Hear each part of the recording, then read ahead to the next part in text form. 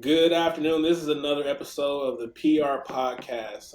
We have my former strength coach in college, Coach Keith Swift, now the head coach at Wofford, the head strength and conditioning coach at Wofford. But so good to have you on, Coach. For those who don't know, he played in college at Tennessee Tech.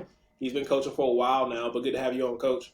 I appreciate it. Thank you guys for having me. I'm honored. It's good to see y'all. Good to see Yeah, you man, too. it's good to have you in. First question I have for you, Coach. So when it comes to high school kids, right? I'm sure you get kids in all the time. Um, what is something that they need to be doing in high school in terms of training that's going to translate once they get to college and hit fall camp and all that good stuff? That's a tough question. It really is going to be relative, honestly, to like their aspirations or their destination. And I say that because if they are college bound, they're blessed enough to go. They head to college to play sports. They need to get their program from their college strength coach, and they need to try to adhere to that as much as possible. And in regards to those who are trying to secure a spot, who are trying to go to college. Biggest thing is you need to try to make sure you're rooted in good sound fundamentals. So Mm-hmm. don't get wrapped up in the sauce or get lost in the sauce, I should say, by looking at stuff you might see on Instagram and YouTube. That is the devil's playground. That is like a guppy trying to swim in the ocean, and you're gonna get eaten by the sharks because Right. it's a lot of stuff out there. Some of it's good, but you got to know how to put it in context. So my biggest, I guess, to sum it up, really, is that you need to get with a knowledgeable professional, somebody who's got some credentials behind the name, perfectly like a CSCS or the SCCC certifications. Those are typically going to be those people who are a lot more knowledgeable and kind of help guide the athlete to where they need to go. Right. So you think that high school kids basically need some type of training from a professional to make them good, or else if you don't have the training, you're not going to have the knowledge to compete. Well, kind of, sort of. Again, I think it's like I use myself for example. So, like when I was in high school, I did a lot of my training on my own. But it's really about the information that you come across. So, like now, very few people open up a book. So, like knowing like your sets and reps, the volume that you need to accumulate, or the volume that you need to hit in order to try to get a desired stimulus. I mean, that's what we are at the end of the day. We're scientists putting together different stimulus to get a desired result. So some kids I use for example just saw a kid doing sets of seven on a power clean, and that's too much because you're negating what the power clean is designed for. So you don't want to do no more than 5 reps, for example. So a lot of people is again you just need somebody who's knowledgeable, who knows what they're talking about, and can kind of show you what it is that you need to be doing. Hmm. Um, those who cannot, I really can't remember any good sources. Really, Challenger Strength, for example, I think is on Instagram. He's somebody free plug that he gives her like really good information. There's a few other places, a few other people like on Twitter and Instagram that do give really knowledgeable good information for free for those who cannot afford like to get like personal trainers or like those performance coaches. I know that stuff can get expensive. I worked in that private sector before. The name of the game is money. You got to remember that at the end of the day. So they don't necessarily always have your best interest in mind because it's a business, and the only way they feed their families is if they get more people who are willing to pay. So you got to be Right. careful with this stuff. It's kind of tricky. And Coach Swift, when you Right. were, talking with you, being, my former strength coach as well, I feel like um, you were way ahead of the majority, in my opinion, anyways, of just kind of strength programs. I remember when with us, you were doing a lot of position specific stuff as a thrower. And you also were the head baseball and baseball strength and conditioning coach at Stillman College as well, and those are championship level program. Um, what made you think more position specific? I remember when we were even doing animalistic moves, warming up in the spring and getting our bodies and our range of motion right. Whereas, at that time, at least the schools that I visited, and maybe I'm wrong on this, but most of the schools programs, and I visited Power Five and down. Uh, everyone was bench pressing, everyone was squatting, everyone was power cleaning, but it was all very much a cookie cutter type style of strength conditioning program. For you, I specifically and vividly remember you talking about individual position skills and movements. How important, is that also if I'm a high school kid that wants to go play at that next level? How important, if I'm a thrower, for example, is it to train like a thrower versus just training like, everybody else? Again, that could be tough too. So for me, like back then, I agree with you. I'm, not being modest. I was ahead of my time at the time. Yeah. So some of the stuff that I see people doing now that's super super popular, and to your point, I'm like, man, I was doing that at Stillman in Yeah. 2011, Yep. 2012, Yep. and people were like, this is the name of the game, and I was like, I should have had my phone out, man, recording this stuff. Uh, but yeah, man, I think it's tough because like for a high school kid going into college, they may again some of them unless you're like a turnkey operation, like for sure going to play quarterback, for example, or you're for sure going to play a specific position. You kind of have to be versatile, so you do have to kind of train everything. Like Mm-hmm. like for example here at Wofford, like we have guys who were quarterbacks, and one's a receiver now, and the other one's a safety. And he's a really really good safety actually. So they got to be versatile, So if we, for example, just train those guys just to be quarterbacks, that could be detrimental to the fact that now in their reality now is they play other positions. So now they have to Mm-hmm. put on a little more size, and they have to be a little bit stronger, or put on, a little bit more strength, upper body strength. For example, like if they may, instead of dumbbell benching like we would for our quarterbacks, they might actually go ahead and bench press, because now, like in case of the safety, you got to hit somebody. You got to Yeah. actually take on Yeah. people and push people. So What yeah, were so what were it could some of the be it's kind differences? of different. Go ahead. No, it's just really kind of loaded. It really just kind of really depends. I would say for a high school kid going into college, they definitely kind of need that. Just working on general strength. So like your bench, squat, deadlift. Probably want to stay away from cleans. Probably like learning how to do proper deadlifts. The clean can kind of come along a little bit later. Just learning how to pull from the floor. That's a great strength developer. Compound Mm-hmm. movement. Honestly, if you really want to talk about how strong you are, talk about how much you can deadlift. So that's a real true estimate of strength. Gotcha. Right. When you were training baseball, when you were the head baseball strength and conditioning coach, what were some major differences, I would say, and then also too, like how did you keep your guys' arms healthy? A lot of the families that I talk to, in the baseball world of things, I mean, man, there's injuries all over the place. Many of them to their arm, their throwing arm. What were some things that you would do a little differently to maintain health of the arm of the baseball players that you work with in college, and also to were able to strengthen and also give them more velo? Um, Biggest thing is, as far as I tell you what to stay away from, mostly would be anything with like any kind of internal rotation. So like a barbell, if I get my hand right there. So barbell bench press, like we're internally rotated. Because typically with a pitcher or anything, or just throwing period, already got that internal rotation. So Yeah. that's going to cause that bicep tendon to get inflamed. So we try to do in the weight room, even though the volume that we're going to do in the weight room will pale in comparison to the amount of throws that athlete is going to do on the field.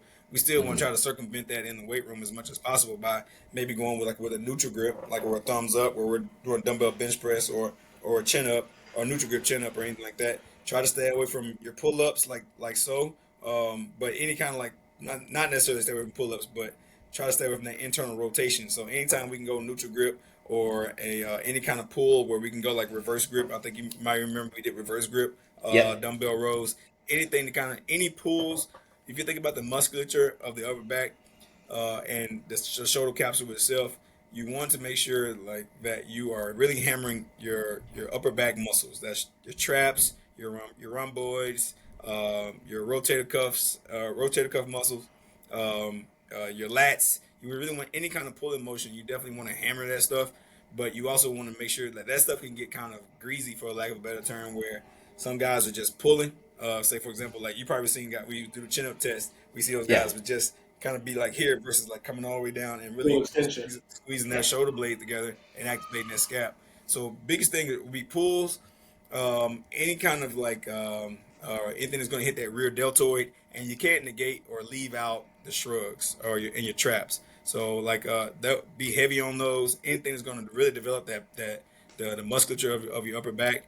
is going to help your shoulder a lot. Otherwise, when I was with the Seattle Mariners, one thing we always use is because guys want at that time, baseball sports science has come a long way, but Yeah. one of those things is that guys always want to get big and they want to get strong, and they thought that just because I'm pushing the ball, in this case like throwing it, that I have to push weight and I have to do more throws and so, and without doing the muscles or targeting the muscles that's in the back. An old adage we got is that the muscles in the front will get you laid, the muscles in the back will get you paid. So when we also say that, throwing so much, like if you don't do that, it's like shooting a cannon from a rowboat. So eventually, like you don't have a foundation or anything to decelerate that shoulder. So man, really got to hammer that upper back as much as possible. Try to almost not necessarily stay away from any pressing motions, but like in season, we would almost double up essentially the amount of volume that we would do on the back than we would do the front. So we would do twice as many pulls as we would a push. Gotcha. That's a I great was answer. going to ask, Coach, so when you train high school recruits that are coming in as freshmen, is there a common mistake that all of them make that you have to correct all the time? Is there things that you wish that you how do you untrain things? Like, what are some things that you need to untrain as a strength coach? That's a great question. Pride is number one, like ego lifting. Like Yeah. so whatever you think that Those you quarter can bench, squats. whatever you think you can squat, no matter how fast you think you can run. All right, leave all that in high school because we're going to retrain and retime and retest all of that. So people, we get, you see people all the time like I'm a 500-pound squatter, and then we load the bar up and 225 is basically a quarter squat. Like no, fam, like you don't squat 500 pounds. You know what I mean? So pride is number one. The other thing would be, uh, it would be yeah. It just I kind of almost on the heels of pride would be um, developing relative strength. So like you get guys and probably like these kids who've been trained by dad and Uncle Junebug where they want to bench press, but they can't do a push up. You know what I mean? That's relative strength. If you can't control Yeah. your body or you can't develop that strength, like if you can't do proper chin ups or in multiple chin ups, not just one, like multiple chin ups. So if you got anybody even past like lower than high school, like my girl, I have 3 girls. What we do, we do push ups. They do burpees because they think it's fun now. So I'm taking advantage of it while Oh, I'm thinking it's fun. So they do burpees, we do squats, we do lunges, all with body weight. And like now we do kettle. I take them to the weight room and they'll do kettlebell deadlifts. So like they learning how to pull from the floor properly. You know what I mean? Like hips and shoulders come up at the same time. Like those things, like learning how to hinge. So if you go back, just to kind of sum everything up, learning how to squat properly, like with the hips moving first, um, being able to pull from the floor, like again in a deadlift where your hips and shoulders come up at the same time versus like that butt coming up first and putting a lot of strain on your back. Um, and then learning how to hinge. Hinging is king or queen, whatever you want to assign it. All right, hinging is paramount. You gotta learn how to hinge, and I think those would probably be the biggest things. Being able to control your body weight, developing relative strength, hinging, and then pulling from the floor would be the biggest things. so right off that question, what are some things you see high school kids doing too much of, and what are some things they don't do nearly enough of to get ready? I'm gonna answer it in reverse order. What they don't do enough of is going outside and playing and playing multiple sports. Because if you think about it, I believe Urban Meyer is given the credit for it, but it's like the guys. I think it was like 99% of his team. I think it was like one guy. He had one guy on scholarship that was just strictly a football player in high school. Everybody on his roster would play multiple sports, and Mm, then everybody kind of started to follow that trend. You just simply you just get better athletes, like right. those guys who can play multiple sports. And if you're good at multiple sports, let's say for example, you find out, hey, basketball is my sport, basketball is my gig, but you really love football, but basketball you're really really good at, and that's what pays the bills. You can always circle back. You look at what was it? Tony Gonzalez was a basketball player. Mhm. I can't think of his name now. San Diego Chargers. Tight end. Antonio Gates. Yeah, Antonio Gates. Yeah, Antonio Mhm. Gates. Like those guys. There's people who would make it to the NFL who didn't even play football in college, and some of them Right. haven't even played at all. So those opportunities can come back around. For example, like in regards to football. Um, but yeah, getting outside, and just having fun, like you know what I Right. mean, like enjoying the weather. Like that builds now. It also builds like this, and this kind of have this conversation going on now. Is that the like athletes don't really have that callus anymore. You know what I mean? Like callus, that almost that resiliency, that toughness. Like kids break Mhm. down so easily because of the fact they don't have those reps in anymore. Like you know what I mean? Like you haven't like mental reps. You talking about mental toughness, mental health is a big thing nowadays. Like whatever, however you want to name it or whatever you want to call it, I feel like there's something to be said about going out on the basketball court. For example, I'll use me for example. I used to be good at basketball, and then I started lifting weights and getting big, and then I sucked at basketball. But I'm still gonna go out there and spot up in the corner. You pass me Mhm. the ball, and I'm gonna stroke that thing. You know what I mean? Right. And if I'm hot, I'm hot. But when I ain't, I'm gonna deal with the trash talking. You know, I'm gonna have that resiliency. I'm not gonna give up. You know, and I found something out about myself. So mentally, they helped me develop. You know what I mean? Mhm. So that's just me personally, and I think that something can be said about kids going outside, developing and competing. Competition never goes away. You know, participation trophies. I guess everybody can say that now is the worst thing that ever happened to sports. But just learning how to be resilient and face adversity and overcome it. Right. It's probably the thing that they're not doing enough of. Right. Probably what they should do more of. Again, I think nutrition. Oh, yeah, nutrition. That's huge. And that's more so to the fault of the parents. And I know that everything is go go go go go nowadays. I think that mom and dad got to fire that big old thing that creates fire called a stove in the kitchen. Need Right. to get back to that. Need to get back to doing that, man. Because I think the age of drive-through parents has ruined nutrition. That's where you get a lot of inflammation. Not saying that mom and dad probably cooking any better, but it's more than likely chances are it's gonna be better than going to McDonald's or Wendy's or Chick-fil-A. So I that's know. Yeah, for just me, like I would have much rather. Man, I wish I would have hit way higher protein levels in college and in high school. And to creatine, I mean, I didn't start taking creatine until I was like consistently right, like until I was after college playing pro. And now I take it now, and it's like, man, if I had taken that, in my later years of high school, some parents will be like, well, he's trying to gain weight. Well, he's not. I'm just telling you, he's not eating enough. He's definitely not eating enough protein. Do you guys have him on creatine yet? Well, creatine, I tell people, and you may agree or disagree with this, but it's the most studied, supplement in the Western civilization, right? Would you have your 16, 15, 17, or 18-year-old son on creatine supplements? yes, but I would teach, and not saying because I did it. I did do creatine, and it helped me tremendous because I was 165 playing guard in high school, and my granddad said you got to, and I wouldn't even get clock on JV, and he was like, man, you gotta figure something out. Like, and I said, he asked me what I want for Christmas. I want a set of weights, and I want creatine. Those are the two things that I asked for. I went from 165 to 200 like the next year and started playing, and then from 200 my junior year to 220 my senior year, and I get an opportunity to go play college ball. But I think learning creatine monohydrate specifically. I personally kind of like creatine HCl, but it's not as studied yet. There's not as much research on creatine HCl hydrochloric acid than it is creatine monohydrate. The thing is with creatine monohydrate is that athletes got to remember to drink water, but not too much. So long time when I was coming up in the early 2000s, late 90s, creatine had a horrible rep. It was just like it was steroid abuse and then creatine. They were together. Like everybody knows that they're not really Right. like no, it's not even close. So, but like where the kidney strain comes into play is that people may drink too much water, and you can do that even without taking creatine. And that's essentially because you drink so much water, you pee so much. Yes, I think athletes, at the age, like you said, the age range 16, 17, should be taking creatine, but they also should be eating well. They should be eating Yeah. better, like eating those dark green leafy vegetables. I know there's so many picky. It's so hard when an athlete is picky to find something that's going to be nutritious for them as well. But like learning how to eat like collard greens or kale, asparagus, like those things are going to help reduce inflammation. Knee pain, tendonitis. Tendonitis is huge right now.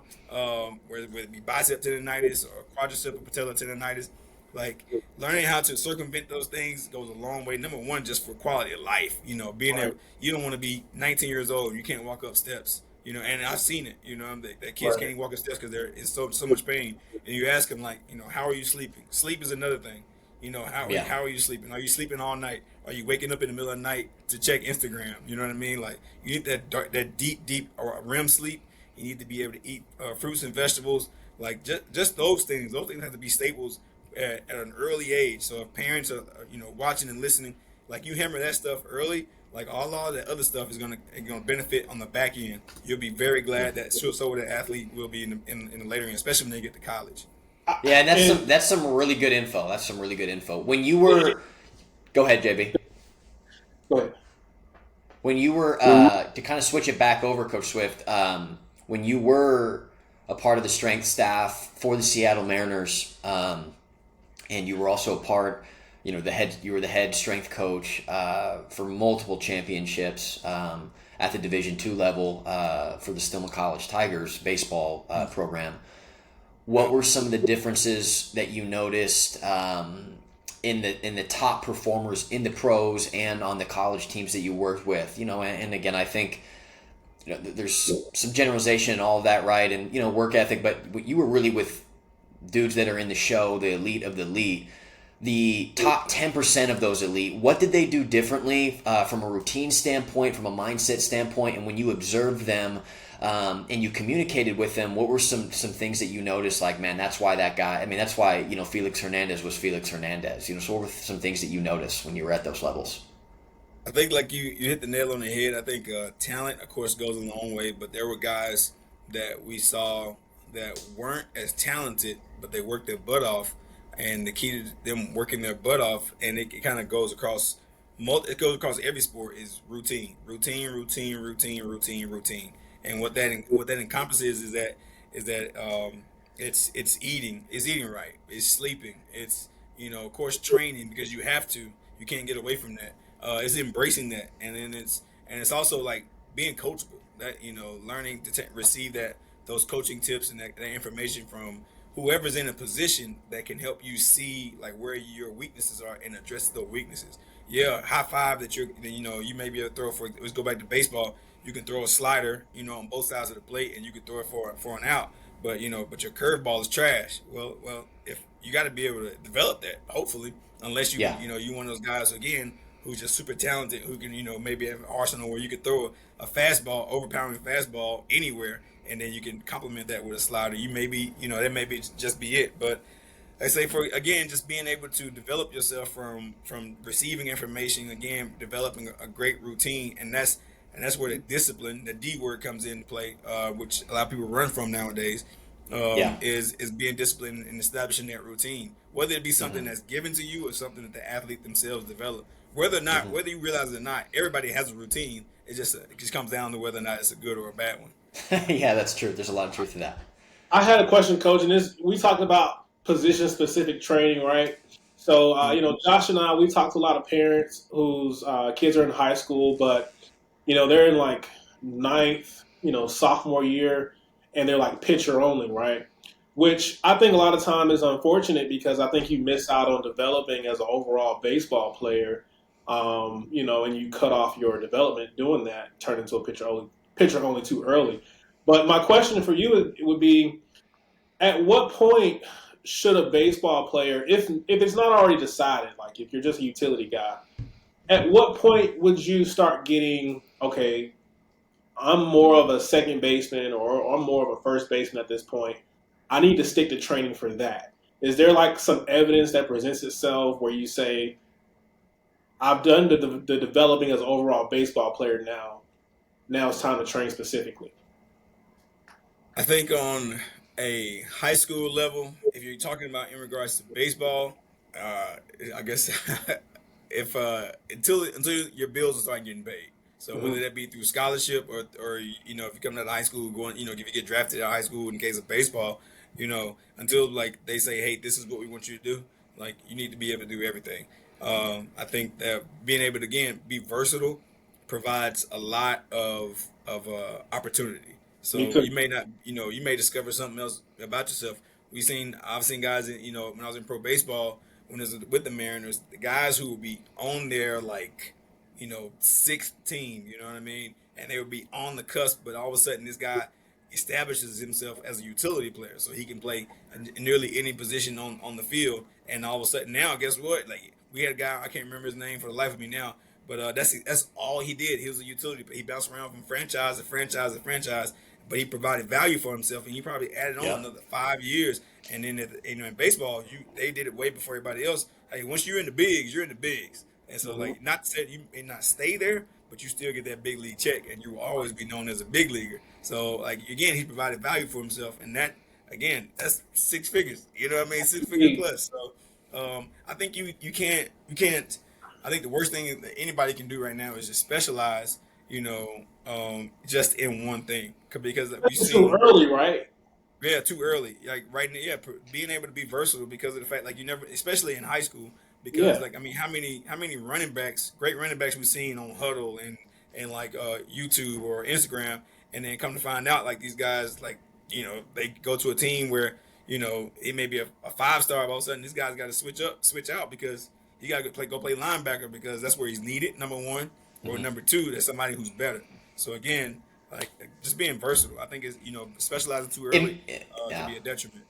It makes you, it makes you more marketable too. But we're gonna go ahead and wrap it up. Coach Swift, thanks, man, again for coming by. A lot of experience again. Just to kind of reiterate, he's strength and coach at the pro level, Power 5 level, Division 2, and then also mid-major Division 1. Super knowledgeable, Coach. We're definitely gonna have you on again, and we really appreciate your time. Thank Hey you, man, I Coach. appreciate the opportunity, guys. Thank y'all. Y'all take care. Have a good one. Yes, Yes, sir. sir.